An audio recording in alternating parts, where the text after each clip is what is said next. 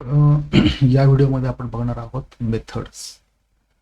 तर मेथड म्हणजे काय असतं की एक कोड ब्लॉक असतो जो आपण मागच्या व्हिडिओमध्ये बघितलं की ओपनिंग कर्ली ब्रॅकेट आणि क्लोजिंग कर्ली ब्रॅकेट असा एक कोड ब्लॉक असतो आणि त्याला नाव दिलेलं असतं आणि जेव्हा त्या नावानं ती मेथड कॉल होते तेव्हा तो कोड ब्लॉक एक्झिक्यूट होतो. अशी मेथडची ढोबळमानानं त्याची व्याख्या करते. तर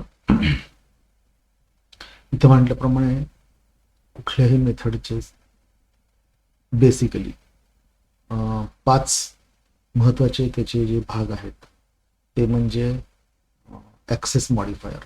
हा जो पब्लिक असा जो शब्द लिहिलेला आहे त्याला ॲक्सेस मॉडिफायर म्हणतात. तो पब्लिक, प्रायव्हेट, प्रोटेक्टेड असे वेगळे ॲक्सेस मॉडिफायर असतात. ॲक्सेस मॉडिफायर काय आहे त्याच्यावरनं ती मेथड कोणाला दिसेल आणि त्यामुळे कोण कॉल करू शकेल हे ठरतं. तर ॲक्सेस मॉडिफायर हा पहिला भाग झाला.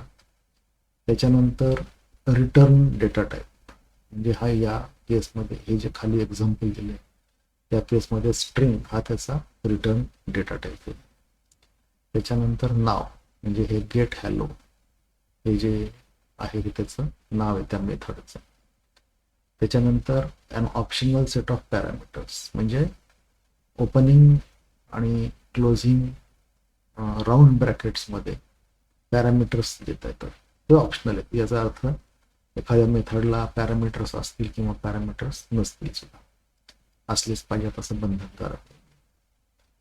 आणखीन त्याच्यानंतर कलेक्शन ऑफ कोड स्टेटमेंट आहे कोड ब्लॉकमध्ये. हे जे ओपनिंग आणि क्लोजिंग कर्ली ब्रेसेस आहेत त्याच्यामध्ये जे आहे त्याला बॉडी म्हणतात. Basically body of the function. तर हे सगळं एकत्र जे आहे हे एक मेथड डिफाईन करतं.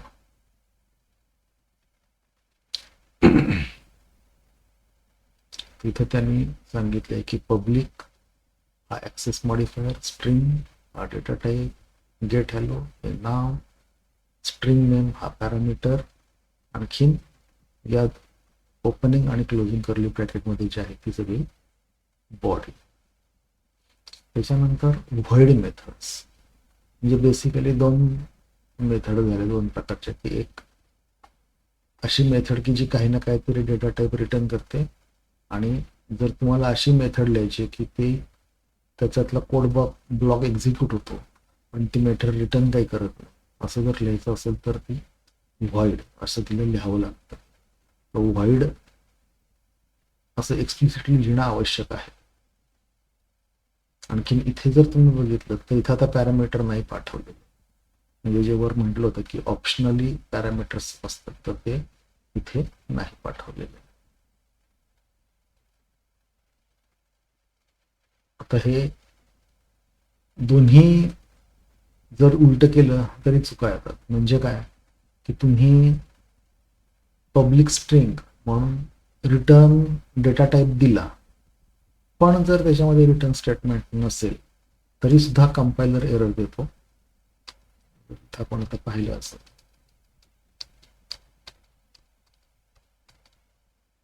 तर इथे लगेच आपल्याला एक एरर आलेली आहे की method not all code paths return a value. म्हणजे थोडक्यात ते जर तुम्ही इथे रिटर्न डेटा टाईप दिलेला असेल तर त्याच्यामध्ये रिटर्न हे स्टेटमेंट असणं आवश्यक आहे. त्याच मानाने इथे जर बघितलं तर इथं व्हॉइड लिहिलेलं आहे म्हणजे हे काही रिटर्न करणार नाही असं लिहिलंय. तर इथे लगेच रिटर्नला एरर आले की returns void return keyword must not be followed by an object expression. त्यामुळे इथे हे व्हॉइड असल्यामुळे इथं फक्त रिटर्न लिहिणं अपेक्षित आहे. त्याच्यानंतर काहीही लिहिलेलं असता कामा नाही अशी ती कंपायलरची वॉर्निंग आहे कारण ही मेथड व्हॉइड आहे. त्याच्यानंतर पॅरामीटर्सच्या संदर्भात अजून माहिती बघण्यासाठी आपण आता पॅरामीटर्स करतो. पॅरामीटर्स मागे आता मी जस्ट बोललो त्याप्रमाणे ते ऑप्शनल असतात, असलेच पाहिजे असं नाही. आणखीन जर असतील तर प्रत्येक पॅरामीटरला त्याचा डेटा टाईप सांगणं आवश्यक असतं. इथे तर जर तुम्ही बघितलं की ऍड नावाची मेथड आहे, आणखीन तिला 2 पॅरामीटर, दोन्ही इंटिजर डेटा टाईपचे आहेत, इंटिजर पॅरामीटर 1 आणि इंटिजर पॅरामीटर 2. आणखीन दोघांचे डेटा टाईप्स इंटिजर आहेत. आणि इथं ही जी मेथड आहे ती पण इंटच रिटर्न करते. ती बेसिकली मेथड काय करते तर हे जे 2 पॅरामीटर आलेले आहेत त्यांची बेरीज करते आणि ती रिटर्न करते, म्हणून त्या मेथडचं नाव आहे ऍड. इथे लिहिले रिटर्न पॅरामीटर 1 प्लस पॅरामीटर 2. थोडक्यात एखादी जी कुठलंही फंक्शन असेल जे काही तुम्हाला काम करायचंय ते जर तुम्हाला आयसोलेट करायचं असेल, आणखीन ते मुख्य कोड ब्लॉक पासून वेगळं करायचं असेल तर त्यासाठी मेथड लिहितात. आणि जनरल बेस्ट प्रॅक्टिसेसमध्ये असं अपेक्षित आहे की एका मेथडनं एकच काम करावं. म्हणजे अशी मेथड लिहिण्यामध्ये काही अर्थ नाही की ज्याच्यामध्ये 4-5 गोष्टी केल्या जातात. तशी जर मेथड तुम्ही लिहिणार असाल तर त्यात जर 4-5 गोष्टी करणार असाल तर असं अपेक्षित असतं की त्या ज्या स्वतंत्र युनिट ऑफ वर्क आहे, जे काही काम तुम्ही करताय त्याच्यासाठी प्रत्येक कामासाठी वेगळी वेगळी मेथड लिहिली जाईल. त्याचं कारण पण साधं सोपं आणि लॉजिकल आहे खरं तर. कारण तुम्हाला समजा एक मेथड आहे आणि त्याच्यामध्ये तुम्ही 4 कुठल्या तरी वेगळ्या वेगळ्या स्वतंत्र गोष्टी इथे केलेल्या असतील, आणखीन त्यातली एकच गोष्ट परत दुसरीकडे करायची वेळ आली, दुसरीकडे करायची वेळ आली, तर तुम्हाला त्या प्रत्येक कामासाठी परत अजून वेगळ्या मेथड लिहाव्या लागतात. तर त्याच्यामध्ये जे काही तुम्ही कॅल्क्युलेशन केलं असेल, काही केलं असेल, त्याचा फॉर्म्युला होता बदलला, काही चेंज आले क्लायंटकडनं, तर त्यावेळेला ते 2-2, 3-3 ठिकाणी चेंज करत बसावं लागतं. अशी गैरसोय टाळण्यासाठी म्हणूनच मुद्दाम मेथड लिहिली जाते. आणखीन ते जे काही बिझनेस लॉजिक जे काही आहे ते एका ठिकाणी एन्कॅप्सुलेट केलं जातं. आणखीन ही मेथड ही जी काही ज्या गरज आहे त्याप्रमाणे 5, 10, 15 ठिकाणांना कॉल केली जाते. म्हणजे होतं काय की उद्या या मेथडमधलं जे काही कॅल्क्युलेशन आहे ते जर चेंज झालं तर ते तुम्ही त्या एका ठिकाणी येऊन चेंज करू शकता. आणखीन त्या ज्या ज्या ठिकाणी ती मेथड कॉल केलेली आहे त्या सर्व ठिकाणी ते बरोबर इम्प्लिमेंट झालेला असेल, कारण प्रत्येक जो कोडचा तो भाग आहे तोही एकच मेथड कॉल करतो. हे मेथड समजण्यातली सगळ्यात महत्त्वाची गोष्ट ती आहे बेसिकली. पण म्हणजे त्याची जी आयडिया आहे मेथड कॉल करण्याच्या पाठीमागची ती आहे की encapsulating the logic at one place. एका ठिकाणी तुमचं लॉजिक असलं पाहिजे जेणेकरून चेंज झालं की ते सगळीकडे चेंज होईल. आणि जर तुम्ही असं मेथड न लिहिता जर ते लॉजिक लिहिलेलं असेल तर ते तुम्हाला शोधावं लागेल कुठं कुठं लिहिले प्रोग्राममध्ये ते, आणखीन तिथं सगळ्या ठिकाणी जाऊन तो फॉर्म्युला चेंज करावा लागेल की ज्याच्यामुळे त्याचं ज्याला मेंटेनेबिलिटी ऑफ कोड ज्याला म्हणतात ती कमी होते. तर मेंटेनेबिलिटी ऑफ कोड जर तुम्हाला वाढवायची असेल तर you should be using the methods. Anyway आपण परत पॅरामीटर्सकडे येऊ. तर हे पॅरामीटर 2 डिक्लेअर केलेत, आणखीन इथं वापरले आणि रिटर्न केले. पॅरामीटर्स हे करताना दुसरा अजून एक शब्द तुम्ही वापरू शकता, तो म्हणजे रेफ. आता जनरली जेव्हा असे पॅरामीटर हे इंट आणि असे पाठवले जातात त्यावेळेला जेव्हा ही मेथड कॉल होते त्यावेळेला जिथून ही कॉल होते त्याच्या व्हॅल्यूज याच्यामध्ये कॉपी होतात या पॅरामीटर्समध्ये आणि त्या व्हॅल्यूज इथे वापरल्या जातात. पण जेव्हा तुम्ही रेफरन्स म्हणून एखादं पॅरामीटर पाठवता तेव्हा त्याचा पॉइंटर इथे पाठवलं म्हणजे त्याचा रेफरन्स इथे पाठवला जातो. त्यामुळे तुम्ही काय करू शकता की हे जे टोटल नावाचं व्हेरिएबल आहे तिकडून जे व्हॅल्यू आलेली आहे ती तुम्ही मॉडिफाय करू शकता. तर इथं जर तुम्ही बघितलं की इंट हा पॅरामीटर पाठवलाय, डेटा टाईप इंटिजर आहे, रिटर्न व्हॉइड आहे अर्थात, आणखीन त्याच्यामध्ये ते सेकंद ऍड केले. तर इथं काय केले, total is equal to total plus second असं इथं केलेलं आहे. त्याच्यानंतर इन कीवर्ड. पॅरामीटर्स जेव्हा पास करतात तेव्हा जर इन असा रिझर्व्ह वर्ड इथं वापरला, इथे लिहिलेलं आहे इन डबल पाय, तर जर तुम्ही इन असा पॅरामीटर पास करताना म्हणजे इथे जर डिक्लेअर करताना असा इन रिझर्व्ड वापरला तर यातनं जी व्हॅल्यू तुम्ही कॉल करताना ह्याच्यात वापरता ती व्हॅल्यू इथे तुम्हाला चेंज करता येते. असं ते त्याचं लॉजिक आहे. आता प्रत्येक सिच्युएशननुसार गरजेनुसार ते सगळं चेंज होत राहतं, म्हणून हे सगळ्या फॅसिलिटीज दिलेल्या असतात. इथे cannot assign two variable in double because it is read only. Read only म्हणजे इथे इन म्हणून आलेलं आहे, म्हणून ते म्हटलं की ते या मेथडमध्ये रीड ओनली आणि त्याची व्हॅल्यू चेंज करता येणार नाही. दुसरा एक इथे रिझर्व वर्ड आहे तो म्हणजे पॅरॅम्प्स. पॅरामीटर्स पाठवताना जर पॅरॅम्प्स असा शब्द वापरला आणि त्याच्या पुढं एक ॲरे तुम्ही दिला तर जेव्हा ही मेथड कॉल केली जाते त्यावेळेला तुम्हाला एक किंवा एकापेक्षा जास्त असे त्या सेम डेटा टाईपच्या व्हॅल्यूज पास करता येतात. आता ह्याचा फायदा कसा होतो की इथे जे ज्याप्रमाणे केलंय की इथे आलेल्या सर्व त्या ॲरेमध्ये आलेल्या सर्व डेसिमल व्हॅल्यूजची सम करून घेणे हे रिटर्न केलेले. तर तुम्हाला एकाच मेथडमध्ये 5 पॅरामीटर पाठवले काय किंवा 7 पाठवले काय किंवा 10 पाठवले काय तरी तुम्हाला ही एकच मेथड कॉल करता येते. ज्याप्रमाणे इथे पॅरामीटर डिक्लेअर केलेले आहेत तेव्हा याचे नंबर ऑफ पॅरामीटर हे फिक्स आहेत. त्यामुळं अशा प्रकारे जर तुम्ही पॅरामीटर लिहिलेले असतील तर तुम्हाला समजा इथे 4 लिहिले असतील तर तुम्हाला 4च व्हॅल्यूज पाठवता येतात, त्याच्यापेक्षा जास्त पाठवता येत नाही. पण जर तुम्ही पॅरॅम्स असा रिझर्व्हर इथे वापरला तर तुम्ही इथं ॲरे पाठवू शकता. मग तुम्ही जो कोड याला कॉल करणार आहे तो 3, 4, 5, 6 अशा वेगळ्या वेगळ्या नंबर ऑफ व्हॅल्यूज पाठवू शकतो आणि त्या व्हॅल्यूज या मेथडमध्ये एका ॲरेमध्ये इथे मिळतात. आणखीन त्या ॲरेवरती तुम्ही ऑपरेशन्स करू शकता. सम इथे वापरलेले हे लिंक्यू फंक्शन आहे. लिंक्यू फंक्शन्स आपण नंतर बघणार आहोत. त्याच्यामध्ये पॅरामीटर्समध्ये अजून एक गोष्ट महत्वाची म्हणजे ऑप्शनल पॅरामीटर्स. तो ऑप्शनल पॅरामीटर्स म्हणजे कसं असतं की ही मेथड कॉल करताना हा जो ऑप्शनल पॅरामीटर आहे तो पाठवला तरी चालतो, नाही पाठवला तरी चालतो, म्हणूनच त्याचं नाव ऑप्शनल आहे. ज्या वेळेला तुम्ही इथे व्हॅल्यू देता, डिफॉल्ट व्हॅल्यू देता एखाद्या पॅरामीटरला, तेव्हा तो ऑप्शनल होतो. जो तुम्हाला ऑप्शनल करायचा आहे पॅरामीटर त्याला तुम्हाला एक व्हॅल्यू द्यायला लागते. त्याचा अर्थ असा असतो की तुम्ही जर ती व्हॅल्यू तो पॅरामीटर पाठवला नाही तर त्याच्या जागी ही व्हॅल्यू पाठवली आहे असं ॲझ्युम केलं जातं. त्याच्यानंतर दुसरी महत्त्वाची गोष्ट म्हणजे जे तुम्हाला ऑप्शनल पॅरामीटर डिक्लेअर करायचे ते सगळ्यात शेवटी असले पाहिजे. म्हणजे येथे जर समजा 4 पॅरामीटर असतील या मेथडला तर हा पॅरामीटर हा शेवटचा असला पाहिजे. ऑप्शनल पॅरामीटर्स हे सगळ्यात शेवटी डिफाईन करायला लागतात. ह्याच्यानंतर तुम्ही दुसरा पॅरामीटर डिफाईन करू शकत नाही. जरी तो केला तरी तो ऑप्शनल असला पाहिजे अशी रिक्वायरमेंट असते कंपायलरची.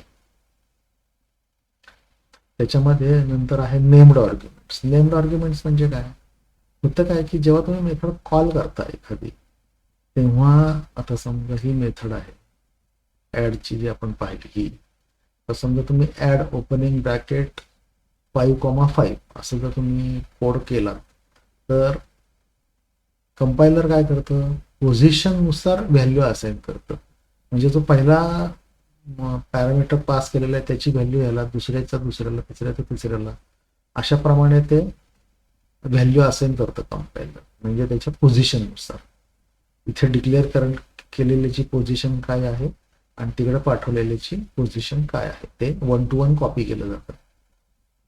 पण कधी कधी समजा एखाद्या मेथडला तुम्हाला हे स्विच करायचं असेल, उलट कॉल करायचं असेल, समजा क्वचित असं केलं जातं, तर तुम्ही नेम्ड आर्ग्युमेंट्स ही पद्धत वापरू शकता. ते काय करता येतं की जेव्हा तुम्ही एखादी मेथड कॉल करता त्यावेळेला त्या पॅरामीटरचं नाव, कोलन आणि व्हॅल्यू असं देऊन तुम्ही पाठवू शकता. त्याचा कधी कधी फायदा कसा होतो की समजा ही मेथड आहे आणि याला एक 5 ऑप्शनल पॅरामीटर्स आहेत असं गृहीत धरा आणि 5 याच्या पुढे जे 5 ऑप्शनल पॅरामीटर असतील त्यातल्या तिसऱ्याच पॅरामीटरची फक्त तुम्हाला व्हॅल्यू पाठवायची. आणखीन पहिल्या आणि दुसऱ्या आणि चौथ्या आणि पाचव्या ऑप्शनल पॅरामीटरची तुम्हाला व्हॅल्यू पाठवायची नाहीये, कारण त्या पॅरामीटर्सला डिफॉल्ट व्हॅल्यू जी असाइन केलेली आहे ती तुम्हाला योग्य वाटते. मग अशा वेळेला काय होतं की कंपल्सरी तुम्हाला ते पोझिशनली असाइन होत असल्यामुळं तुम्हाला आता इथे काय करायला लागेल की 1, 2, 3, 4 आणि 5 पॅरामीटर पाठवावेच लागतील. तुम्हाला खरं तर असाइन करायची व्हॅल्यू फक्त तिसऱ्या पॅरामीटरची. मग अशा वेळेला काय होतं की हे 2 तर पाठवायचेच आहेत, त्याच्यानंतर कॉमा करून तुम्ही त्या तिसऱ्या ऑप्शनल पॅरामीटरचं नाव, कोलन आणि व्हॅल्यू असं जर तुम्ही पाठवलं तर ते त्या नावाने तिथे असाइन केलं. तर एक गोष्ट लक्षात ठेवण्यासारखी आहे की एकतर पाठवले तर सर्व पॅरामीटर नावाने पाठवायला लागतात किंवा सर्व पोझिशन पाठवायला लागतात. आपण हा प्रोग्राम आता रन करूया. रन करून आपल्यानंतर बघूया की काय आउटपुट येते त्याचं.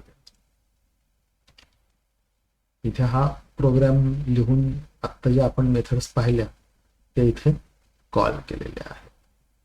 तर तिथे ती जी मेथड लिहिली होती हॅलोजेन, त्याच्यामध्ये फक्त जे नाव आलेलं आहे ते छापलं होतं.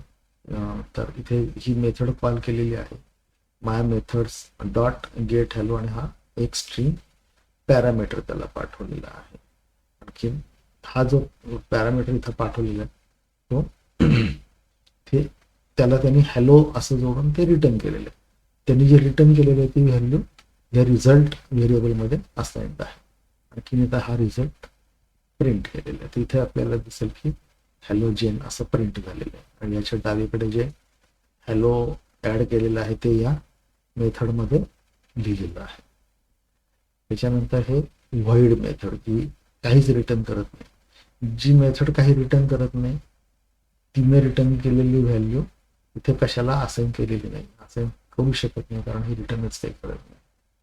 त्याच्यामुळे दुसरी एक गोष्ट लक्षात घेण्यासारखी की ज्या मेथड्स व्हॅल्यू रिटर्न करतात त्यांनी रिटर्न केलेली व्हॅल्यू आपण स्टोअर करायची का नाही हे आपल्या हातात असतं. ज्या मेथड्स व्हॅल्यू रिटर्न करतात त्यांनी पाठवलेली व्हॅल्यू आपण स्टोअर केलीच पाहिजे असं बंधन नसतं. एक डेव्हलपर म्हणून तुम्हाला ते फ्रीडम आहे की त्यांनी जे काही रिटर्न केले ते इग्नोर करायचं. तसं करायचं असेल तर तुम्ही डायरेक्ट मेथड अशी कॉल करू शकता. यांनी काय होतं की समजा यांनी काही मेथडने रिटर्न केलं असेल तरी ती रिटर्न केलेली व्हॅल्यू ही लॉस्ट होऊन जाते, ती मिळत नाही आपल्याला, कारण आपण ती कशात स्टोअर केलीच नाही. तर याच्यामध्ये हे डू समथिंग नावाची मेथड कॉल केलेली आहे. आणखीन या मेथडमध्ये आपण एक स्टेटमेंट, जर तुम्ही कोड तुम्हाला आठवत असेल तर एक प्रिंट केलं होतं इथं छापून आलेलं आहे. त्याच्यानंतर पॅरामीटर्स, तर ती ऍड जी मेथड होती त्याला 2 इंटिजर पॅरामीटर्स होते, आपल्याला आठवत असेल आता काही क्षणापूर्वी बघितलं. इथे पॅराम 1 मध्ये 5 आणि पॅराम 2 मध्ये 16 ह्या 2 व्हॅल्यूज ज्या आहेत त्या इथे पास केलेल्या आहेत, 5 आणि 16. आणखीन त्यांनी त्या मेथडनी जे रिटर्न केलेलं इंटिजर आहे ते सम व्हेरिएबलमध्ये स्टोअर केलेले.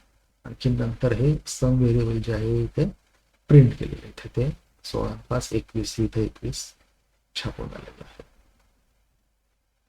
त्याच्यानंतर आउट कीवर्डचं हे एक्झाम्पल आहे. आउट करून हे जे इंट आहे, इंटिजर व्हेरिएबल आहे, इथं इंट रिझल्ट आहे.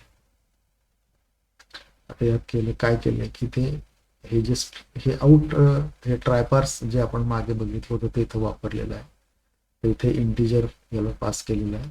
आणखीन इथेच एक व्हेरिएबल डिक्लेअर करून ते याला पास केलेलं आहे. हे जे पार्स केल्यानंतर ह्याच्याची 5 अशी जी व्हॅल्यू असते ती ह्या इंट रिझल्टमध्ये स्टोअर होते. आणखीन हे पार्स सक्सेसफुल झालं का नाही त्याची व्हॅल्यू हॅज व्हॅल्यूमध्ये येते. आता 5 हे इंटिजरला सक्सेसफुली पार्स होणारच आहे, त्यामुळे काही प्रश्न नाही. त्यामुळे हॅज व्हॅल्यूची जी व्हॅल्यू असणार आहे ती ट्रू असणार आहे, ती इथं ती प्रिंट केलेली आहे. आणि इथे लिहिले की if has value he line print करून रिझल्ट प्रिंट केलेला आहे. इथं दिसेल तुम्हाला की ट्रू, कारण तर पार्स सक्सेसफुल झालेलं आहे आणि त्यांनी जी व्हॅल्यू स्टोअर करायची ती या व्हेरिएबलमध्ये स्टोअर केली आहे आणि ते व्हेरिएबल इथे प्रिंट केलेले इथे 5 दिसते आपल्याला. त्याच्यानंतर calling a method by a ref keyword. इथं काय केलेलं आहे की एक टोटल नावाचे व्हेरिएबल डिक्लेअर केलेले, integer data type value assign केली आहे 17 आणि दुसरं नेक्स्ट नंबर असं केलेलं आहे, आणखी त्याची व्हॅल्यू आहे 2. तर इथं ते हे रेफरन्सनी पाठवलंय हे काय टोटल हे व्हेरिएबल, आणि नेक्स्ट नंबरमध्ये 2 पाठवलेत. तर हे 17 आणि 2 म्हणजे टोटलमध्ये व्हॅल्यू स्टोअर होणार 19 आता. आणि तेच व्हेरिएबल परत रेफरन्सनी पाठवले आणि त्याला दुसरं पॅरामीटर 6 पाठवलं, त्यामुळं 19 आणि 6 25. आणखी ते इथे प्रिंट केलेले आहे टोटल, इथे ते 25 प्रिंट झालेले आहे. सांगायचा मुद्दा असा की हे जे व्हेरिएबल आहे टोटल हे बाय रेफरन्स पाठवलेलं असल्यामुळं या मेथडच्या आत त्याच्यावरती जी कॅल्क्युलेशन्स केले आहेत किंवा असाइनमेंट झालेले आहेत त्या परत या टोटल व्हेरिएबलमध्ये आपल्याला रिफ्लेक्ट होताना दिसतात. जर तुम्ही रेफ कीवर्ड लिहिला नाही तर या मेथडमध्ये टोटलला असाइन केलेली जी व्हॅल्यू असते ती इथं मिळत नाही परत आपल्याला, कारण तो पॅरामीटर व्हॅल्यूनी पास होतो. ठीक आहे. इथे इन कीवर्ड वापरलेला यात पाहण्यासारखं काय नाहीये, कारण ह्याच्यात जी पायची आपण व्हॅल्यू चेंज करायचा प्रयत्न केला होता ती चेंज होत नव्हती, तेवढंच याच्यामध्ये. आणखी ही मेथड कॉल करून त्याचं जी रिटर्न व्हॅल्यू तिथं प्रिंट केलेली तिथं दिसते. त्याच्यानंतर मी ते तुम्हाला पॅराम्स म्हटलं होतं की तुम्ही वेगळे वेगळे नंबर ऑफ पॅरामीटर्स पाठवू शकता. तर त्याचीही इथे हे एक्झाम्पल आहे. याचं डेफिनेशन जे होतं ते पॅराम्स असं म्हणून एकच पॅरामीटर तिथे लिहिलं होतं, पण तिथे पॅराम्स असा कीवर्ड वापरलेला असल्यामुळे तो इथं दिसतोय टूलटिपमध्ये इथं आपल्याला. त्यामुळे आपण इथे 1 2 3 4 5 पॅरामीटर पाठवले आपण, आणि तिथे पॅरामीटर एकच डिक्लेअर केलेलं आहे.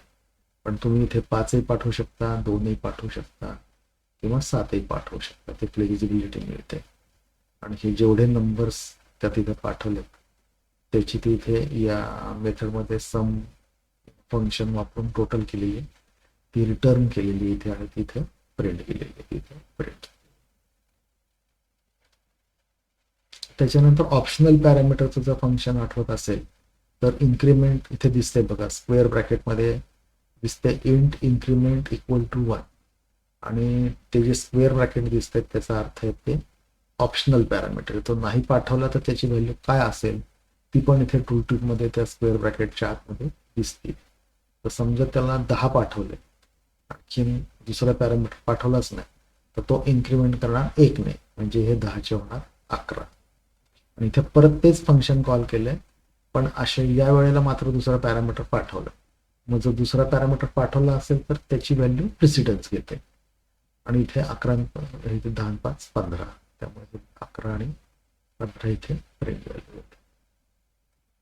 त्याच्यानंतर जे आहे ते नेम्ड आर्ग्युमेंट्स. तर तुम्हाला जर आठवत असेल तर इथे आता इथे टूलटिपमध्ये दिसतंय ऍक्च्युली आता की माऊस नेलाय मी इथे, आणि इथे दिसेल की इंट हाईट आणि इंट बेस एरिया असे याचे 2 पॅरामीटर आहेत. तर समजा याला आपण 12,4 असं जर पाठवलं असतं तर 12 हाईटमध्ये कॉपी झाले असते आणि 4 बेस एरियामध्ये कॉपी झाले असते. पण इथे काय केलंय, नेम्ड पॅरामीटर्स पाठवले. तर नेम पॅरामीटर्समध्ये काय केलं की पॅरामीटरचं नाव, कोलन आणि त्याची व्हॅल्यू असं पाठवल्यामुळं ते त्यांची जी पोझिशन आहे ती स्वॅप केलेली असून सुद्धा ते नाव दिलेलं असल्यामुळं त्या व्हेरिएबलमध्ये कॉपी होतात ते. आणखी इथे त्याचा जो काही गुणाकार आपण त्या मेथडमध्ये केला होता त्यानुसार तो कॅल्क्युलेट होऊन त्याचं उत्तर याच्यामध्ये येते, आणखी ते इथे प्रिंट केलेलं आहे. ओके. तर ह्याच्यामध्ये मेथडची एकदम म्हणजे जे बेसिक महत्त्वाची माहिती मेथडविषयी ती आपण पाहिलेली आहे. याच्या व्यतिरिक्त मेथड ओव्हरलोडिंग आणि एक्सटेंडेड मेथड्स अशी अजून काही मेथड्स रिलेटेड टॉपिक आहेत, ते आपण दुसऱ्या व्हिडिओमध्ये बघू नंतर. नेहमी सांगतो त्याप्रमाणे याच्यामध्ये जर काही शंका असतील तर प्लीज त्या कॉमेंट सेक्शनमध्ये लिहा, आणखी मी त्या उत्तर द्यायचा प्रयत्न करेन. ओके.